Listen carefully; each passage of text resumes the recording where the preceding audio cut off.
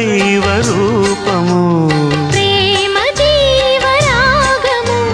ప్రేమ జ్ఞాన యోగము మనసున పారే సెలయేరు ప్రేమ అలసట తీర్చే చిరుగాలి ప్రేమ హద్దులేది లేనిది అందమైన ప్రేమ ఇవ్వు ఇవ్వు ఒక ముద్దు ఇవ్వలేండి అడగవద్దు